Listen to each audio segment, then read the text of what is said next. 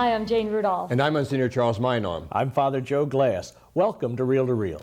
Well, last week we had an opportunity to listen to Aniela, who was here for the second time, and I think it might be a good time with Thanksgiving just a few weeks away to remind everybody, if you're shopping, to get those non-perishables together for your parish. I'm always impressed at how our people respond to our appeal every month to bring canned goods to Mass on the third Sunday of each month. Yes, indeed. And I think it was good of Ann to remind us all that the needs of the poor go on all year, not just at this holiday season. So it's good to keep them in mind when we're shopping. Sure, a lot of people might be angry with their situation, and in fact, tonight we're going to listen to Dr. Richard Fitzgibbons, who talks about how anger is a very big part of addiction to drug and alcohol. And we have a very interesting program for you to watch about Southern Maryland. It's called Smash, and I think you'll be very much affected by it.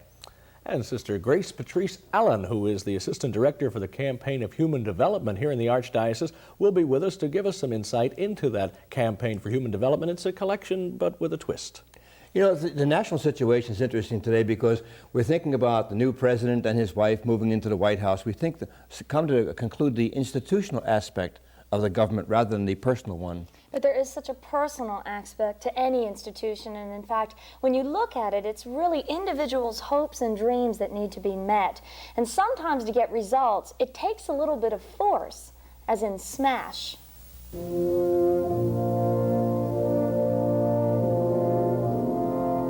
It's a place visited by hundreds of thousands of people every year.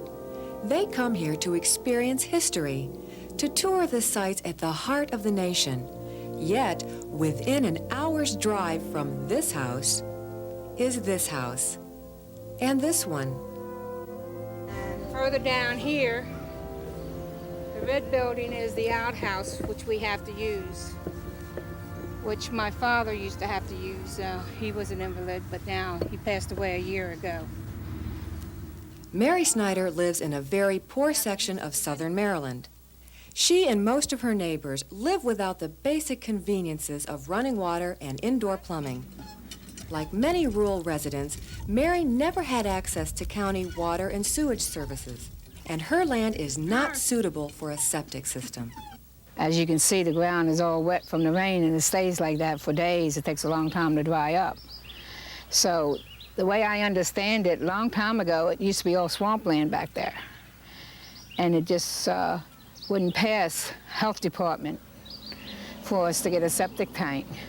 So my mother tried on her own for about 3 years and it would never pass, so I guess she gave up on it. And then I heard about Smash from Reverend Gilbert from St. Paul's. He stopped by one day and told us about Smash, and then I got involved with it. SMASH, or Southern Maryland Area Self-Help, is a group of residents who have organized to improve the quality of life in their small corner of the world. It's supported by 17 area churches and several community groups. Members of SMASH in rural Prince George's and Charles counties decided it was time to put an end to the poor living conditions many residents struggle with every day, especially when adjacent neighborhoods seem to have all the modern conveniences. I feel cheated because, I live right just near in La Plata and see that close, and I can't even get running water and sewage to my house. It's a disgrace. Even the mayor said it, but he said it was a disgrace, but before I got involved in this, no one ever came around, and they said they had checked, but they didn't know who lived here and who lived there. And to me, I think that was just a cop-out. Their common need for better county services united Cora Machette, Mary Ball, and others in an effort to get their neighborhood annexed onto the town of La Plata's sewer system. Well, they do. They put water in the other street, the other places. Well, they say that in those places, the developer who does it pays for the whole thing. They won't pay for anything. Ira Reingold is the community organizer for SMASH. He teaches the residents the skills they need to effectively push for the changes they seek. You know, the surveys have so much to do, and it will take at least 3 weeks to do the survey. So I would like to have at least 3 people that would like to go and meet with the surveyor.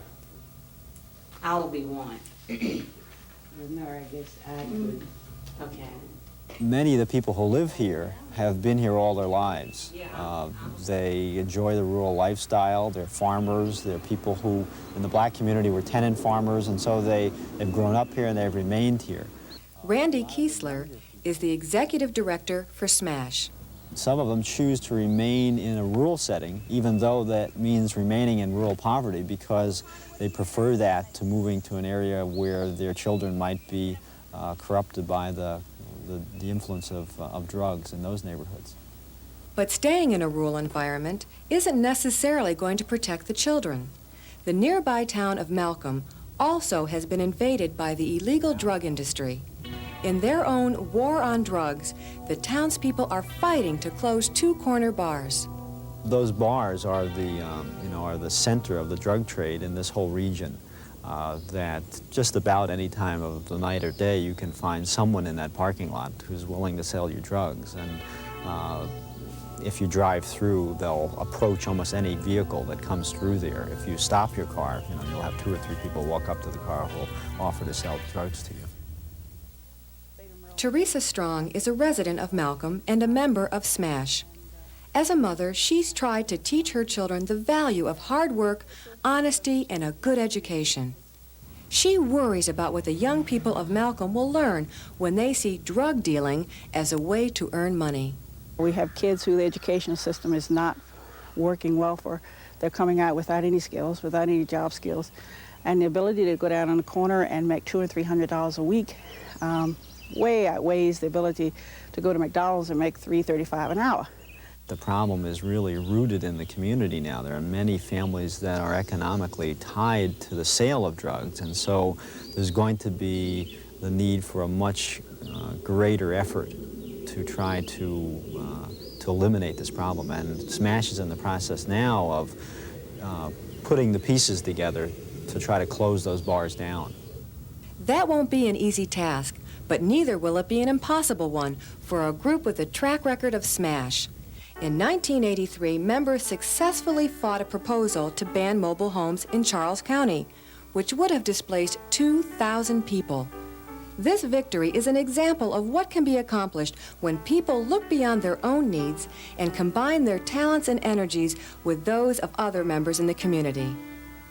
Father Eamon Dignan is pastor of Our Lady Help of Christians, one of the churches involved in SMASH. Catholic means universal, and in recent years I've become much more conscious of the fact that we're not just a nation, but we are a universal people, that justice is not just something in our own community, but the demands, the questions are coming globally.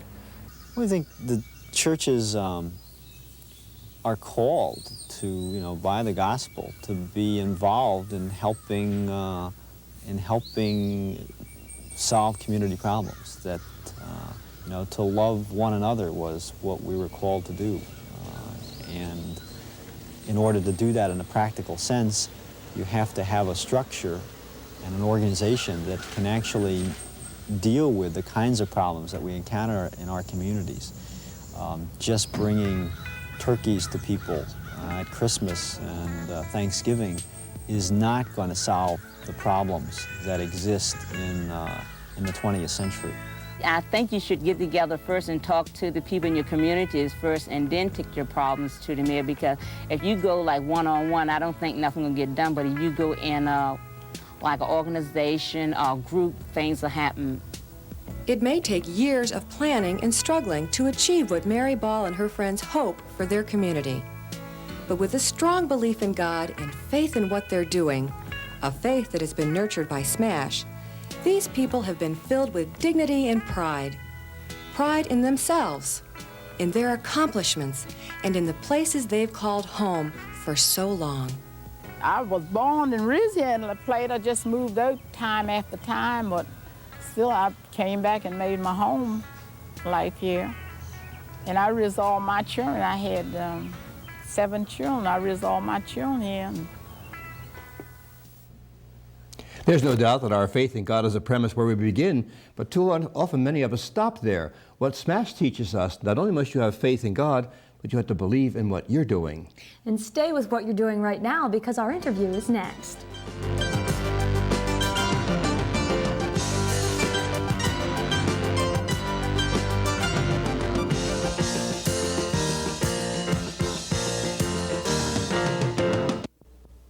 Since 1981, Reel to Reel has been proclaiming the good news by bringing you stories of Christian faith in action. We do it by roaming the Delaware Valley, searching for people of faith, hope, and charity. But like all modern media, it is an expensive proposition. If you're a new viewer, or if you've enjoyed Reel to Reel for many years, we'd like to thank you for watching and invite you to participate by actively supporting the show. With costs rising all around us, we need your financial support. A donation of $5, $10, $20, or whatever you can send will help to keep us on the air. Send your contributions to Reel, 222 North 17th Street, room 907, Philadelphia, PA 19103. And thank you. Hello, I'm Gary Maddox. When I played with the Phillies, reading the pitcher gave me the advantage. But life is not a game. To give yourself the advantage, you have to be able to read. To get the help you need, call the Mayor's Commission on Literacy at 686-8652. Learn to read. It will change your life.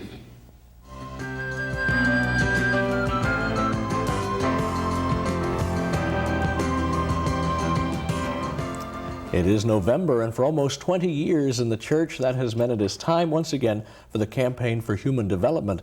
Here with us to explain a little bit more about the annual campaign is Sister Grace Patrice Allen, who is the Assistant Director for the Campaign for Human Development in the Archdiocese of Philadelphia. Welcome to Reel, Sister. Thanks very much, Father. The campaign is coming up on almost 20 years. Tell me how this campaign got started.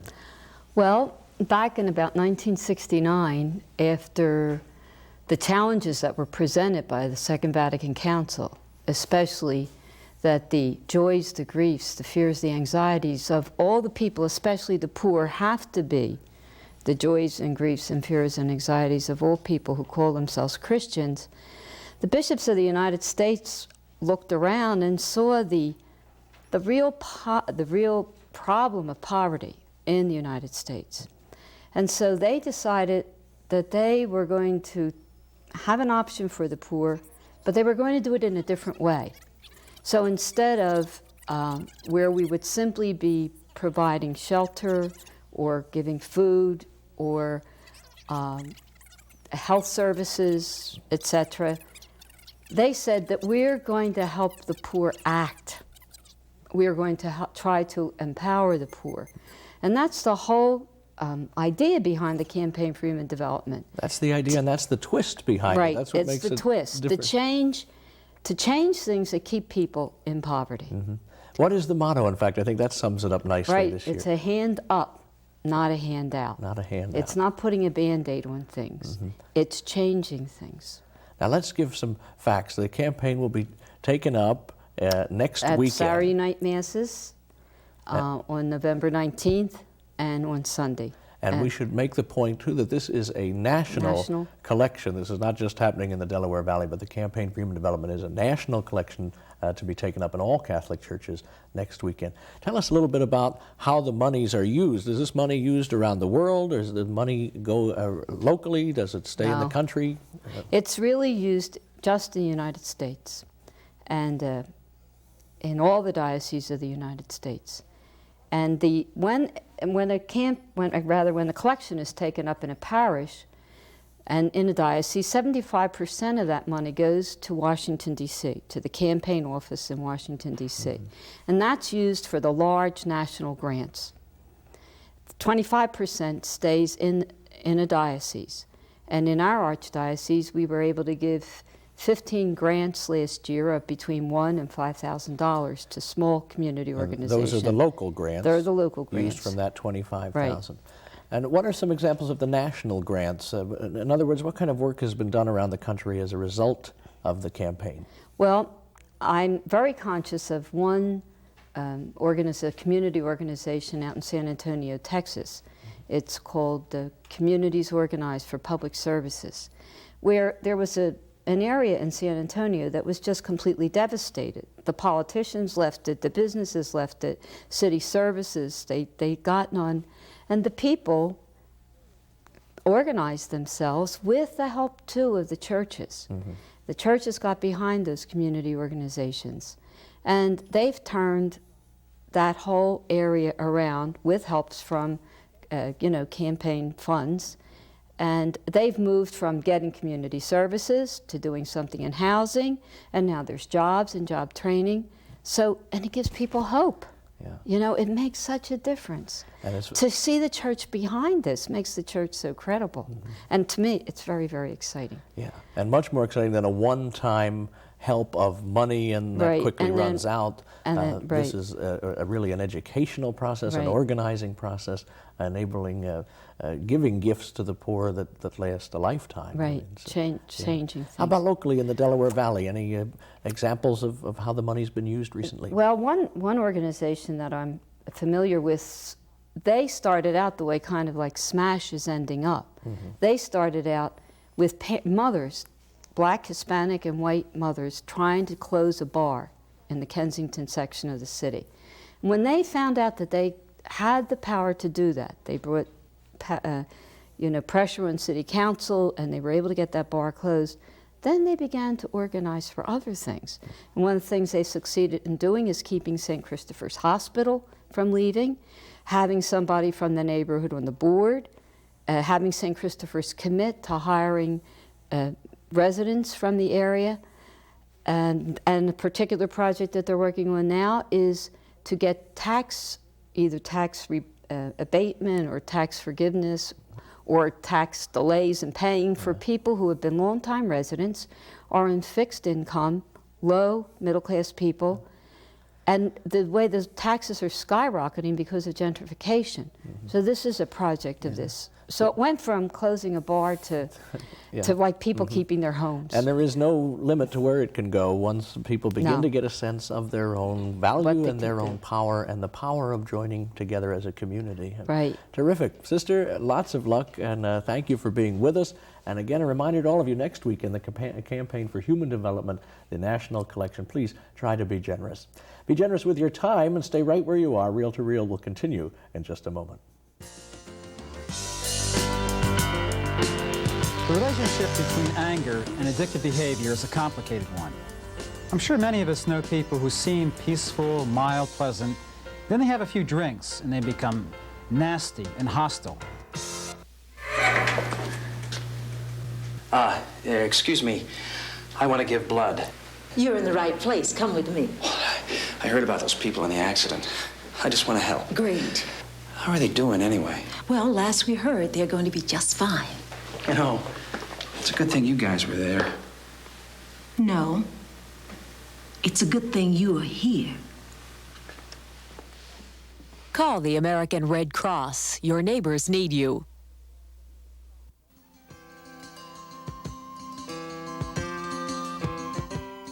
We welcome your comments and suggestions and encourage you to write to us at Reel to Reel, 222 North 17th Street, room 907, Philadelphia, Pennsylvania, 19103, or call us during regular business hours at 215-668-9842.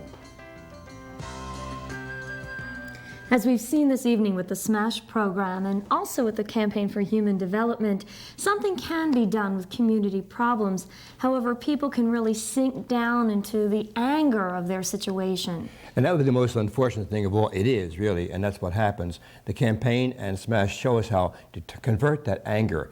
You know, we become addicted so easily, and Dr. Richard Fitzgibbons has much to tell us about addiction and anger. And you know, it's a long way from anger to peace, but the movement really has to begin with God. The relationship between anger and addictive behavior is a complicated one. I'm sure many of us know people who seem peaceful, mild, pleasant. Then they have a few drinks and they become nasty and hostile. On the other hand, we probably know people who are irritable and tense after work, for example. They have a few drinks and they seem to calm down. As a psychiatrist, I've been disturbed at many morning meetings in drug and alcohol rehab, seeing grown men act like little boys when relating how angry and sad they were about how hurt they were in their family lives. Equally, I've seen women similarly upset because of being victimized by physical or sexual abuse when they were children or teenagers. Now, recently, there was a study of over 300 alcoholics followed for 2 years to see if they could determine any factors were associated with going back onto alcohol. The two major factors they found in this study were first, depression or loneliness, and second, anger. So anger does play a major role in the use of alcohol. Okay, now what are some of the major causes of anger in those who are addicted? First, loneliness. People who are lonely regularly become irritable. Secondly, there are many addicted people who are very upset in their jobs. They have difficult bosses, difficult coworkers, they're not paid adequately, they're upset after work, and they drink as a way to cool off. Other addicted people are very angry with themselves. They don't like their bodies. They don't like something about themselves, so they drink to try to escape from that. Some are angry because they're victims of poverty, and others because they experience the epidemic today of the collapse of the family, and they feel cheated out of a basic right to a mother and a father. Now, certain things can be done to overcome this anger. It's been my experience, though, that too few rehabs focus intensively enough on treating anger, with the exception of a few like self-help in the Northeast. Unfortunately, many addicts only know that they can get rid of their anger by denying it or by expressing it. But expressing anger doesn't free a person from anger, because most of us have buried so much anger that when we move to express it, we overreact. The only way to ultimately get rid of anger is by understanding those who've hurt us and by trying to forgive them. That is, using our minds or our hearts to let go of that anger, to pardon the person. Now, unfortunately, there are some people who don't give up their anger. They're almost addicted to their anger. They hold on to their anger because their anger gives them a sense of strength or power, or they like the feeling of rebelling and punishing people. Other people have a difficult time giving up their anger because they've been hurt so deeply in the past that they can't forgive. For these people, they can use step 1 of the Great 12 Steps and think that I'm powerless over my anger and I've got to turn it over to a higher power, God. When you do that, you begin to feel anger within you diminish. You feel more peaceful, more relaxed, and people are then less inclined to turn to alcohol or drugs to deal with their anger. Dealing with anger, Jane, is about the most destructive force we have to handle, and yet it's good to hear Dr. Fitzgibbons tell us how to make those processive movements. But movement is not easy. It's not very simple to do. No, it's not. And in fact, that leads us to Monsignor Daniel Murray, who is going to lead us to the Sermon on the Mount once again. And as he points out, the Sermon on the Mount isn't just a casual suggestion for living, but a strict guideline to follow. Anyone who reads the Sermon on the Mount is immediately struck by the difficult challenge that Jesus gives us. Turn the other cheek, do not get angry, walk the extra mile, give your shirt as well as your coat to those in need. Do not look lustfully on another person. These are just some of the demands that Jesus places on us. They are hard challenges, yet there is nothing in the text that would suggest that Jesus is just kidding. There is nothing in the text that would indicate that Jesus is just giving us an ideal code of conduct which he knows is impossible to live. There's nothing in the text that would suggest that Jesus is teaching a perfectionist legalism. No, everything points to the fact that Jesus means what he says. He expects each of us to do our very best to make the Sermon on the Mount a lived reality in our lives. In chapter 5, verse 20, Jesus makes a statement.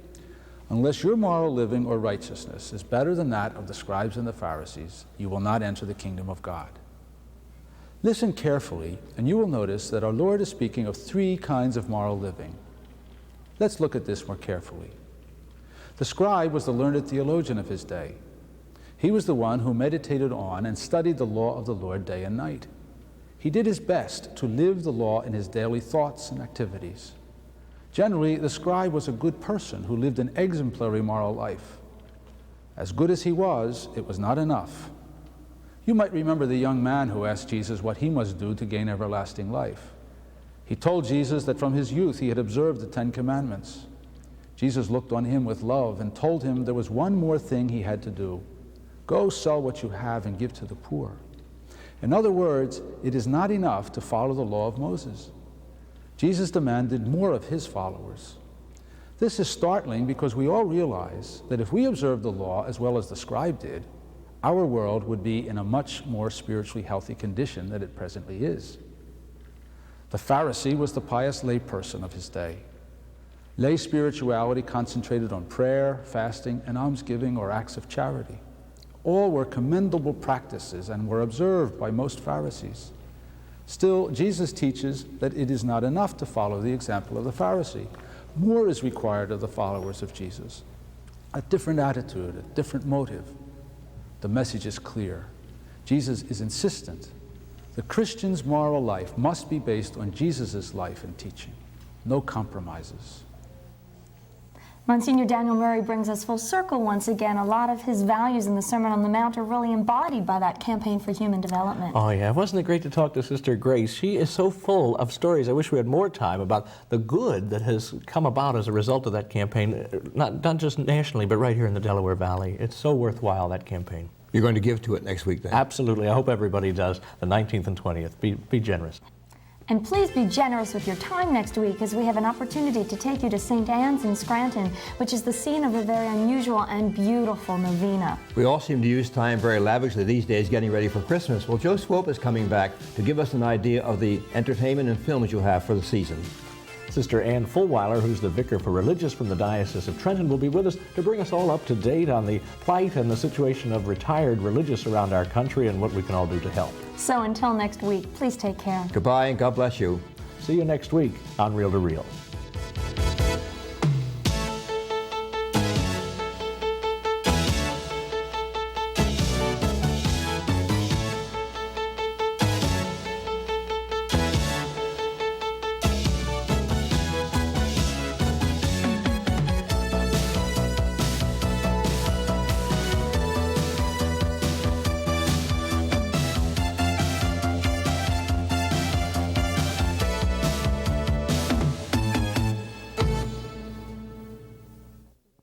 Travel arrangements for Reel to Reel by Atkinson and Mullen Travel of Media, PA. Phone area 215-565-7070.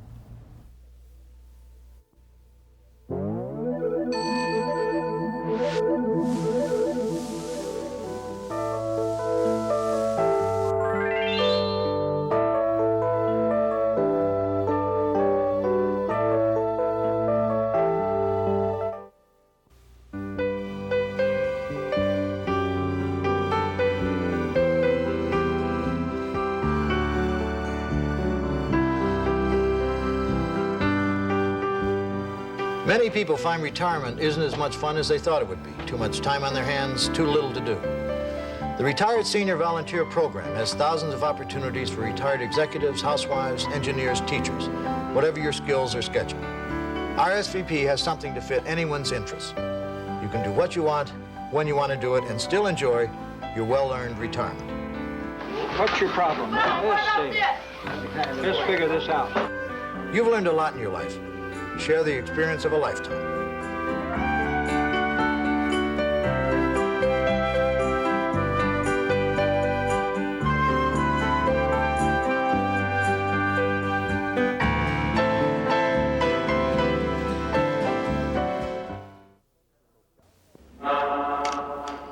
Pope John Paul II has praised the Catholic press for its truth in witnessing to the faith.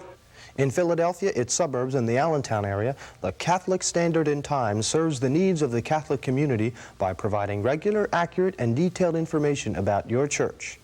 Keep up with the weekly news and features that shape your world. Subscribe to the Catholic Standard and Times.